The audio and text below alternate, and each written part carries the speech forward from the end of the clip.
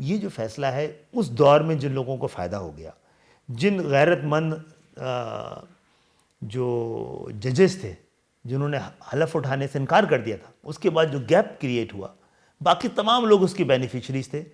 ابھی بھی جن لوگوں نے فیصلہ دیا ہے انہی بینیفیشریز کے ہاتھوں ہوا ہے. تو میں سمجھتا ہوں کہ انتقامی کارروائی بھی ہو سکتی ہے، شخصی انتقام بھی ہو سکتا ہے، اور میں کہنا نہیں چاہتا، کبھی کبھی اس میں سے لسانیت کی بو آتی ہے. تو یہ سلیکٹیو جسٹس سے مراد تھوڑی سی وضاحت کیجیے گا. آپ کیا سمجھ رہے کہ ادارے کو سنگل آؤٹ کیا گیا ہے یا شخصیت کو بھی کیا گیا ہے، اور اس وقت میرا خیال ہے ادارے کو بھی زد میں لانے کی ایک سازش کبھی کبھی کہیں نہ کہیں نظر آتی ہے. تو بھائی مشرف صاحب نے اگر یہ سارے کام کیے ہوں گے تو کوئی لوگ تو معاون و مددگار ہوں گے. تو مجھے نہیں لگتا ہے کہ اس دور کے تو کسی آدمی کا آپ نے کوئی ذکر ہی نہیں کیا ہے. تو یہ بالکل شخصی تھا، اور جو انتقامی کارروائی شخص کے خلاف بھی ہوئی ہے، اور شخصی انتقام کے ذریعے ادارے کو بھی نشانہ بنانے کی کوشش کی ہے. اس طرح کا سلیکٹیو جسٹس جو ہے وہ جسٹس ہی نہیں ہے. تو اسی حوالے سے ہم نے اس پہ کہا تھا کہ اس کی پروسیڈنگ میں بھی بہت ساری چیزوں کو نظر انداز کر دیا گیا. اور پہلے کسی نے چیف جسٹس صاحب نے کیسے بتا دیا کہ اس پہ فیصلہ آنے والا ہے، جس کے بعد ہم پہ جو لگے ہوئے داغ دھل جائیں گے.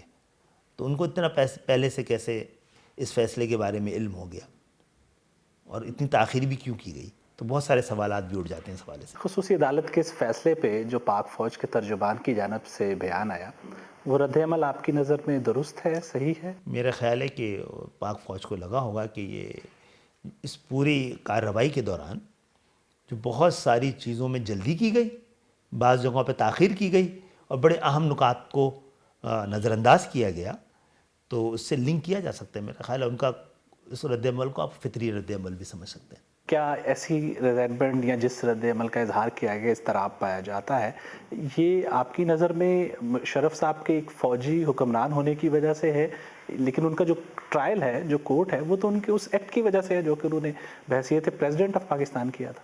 پریزیڈنٹ رہیں لیکن آرمی کی چیف رہیں، اور پھر آرمی کو یہ جو میں نے کہا نا کہ یہ ایک شخصی انتقام جو ہے اس کی چھیٹی اگر ادارے پہ آئیں گے تو ادارے تو اپنی اس حوالے سے اس کی سینسٹیوٹی موجود ہے.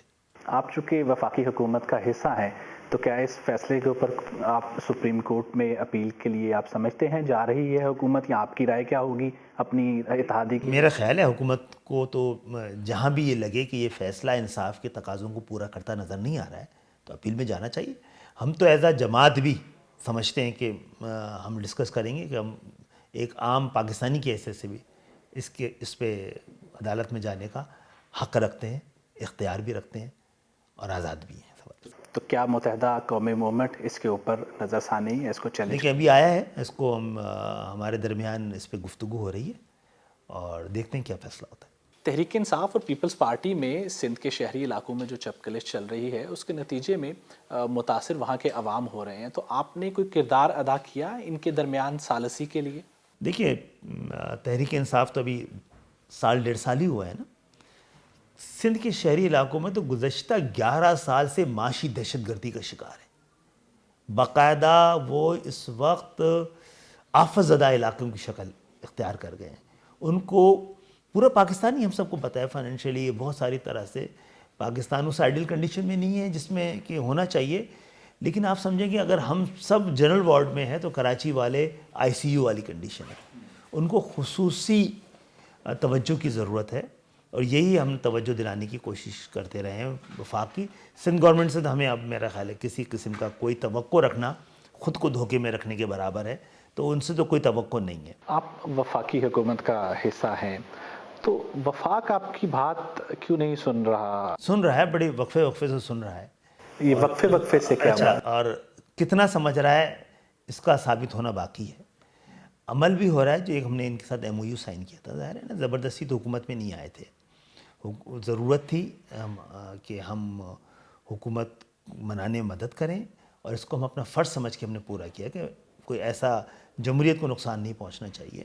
اور آپ کو پتہ ہے کہ ہمیں جتنا بھی، میں نے تو الیکشن سے پہلے بھی کہا تھا حالات دیکھ کے کہ آپ نے ہمیں صحیح طرح گنا نہیں تو آپ ہمیں تولنا پڑ جائے گا. تو ہمیں تو پچھلی دفعہ اسمبلی میں 24 اراکین تھے متحدہ قومی گورنمنٹ کے 7 ہیں، لیکن اس 7 کی طاقت اس 24 سے بھی زیادہ والی ہے، کیونکہ ہم نے بغاوت کر دی پاکستان کے بنے ہوئے سیاسی اور انتظامی ڈھانچے کے خلاف، مڈل کلاس کے لوگوں کو ایوانوں میں بھیج کے، تو اس کو آپ نے اس کی سزا بھگتتی بھی ہمیں دیکھی ہے۔ لیکن میرا یقین ہے کہ ایم کیو ایم کامیاب ہو یا نہ ہو، اگر پاکستان کو کامیاب کرنا ہے تو ایم کیو ایم کی طرز سیاست کو، چاہے اس کو آپ دہشت گردی قرار دے دیں، چاہے آپ کسی قسم کا آپ اس کا پرسپشن بنا دیں، وہی پاکستان کا مقدر بنے گی تو پاکستان کا مقدر تبدیل ہوگا۔ ڈاکٹر خالد مقبول صدیقی صاحب، آپ کے وقت کا بہت شکریہ۔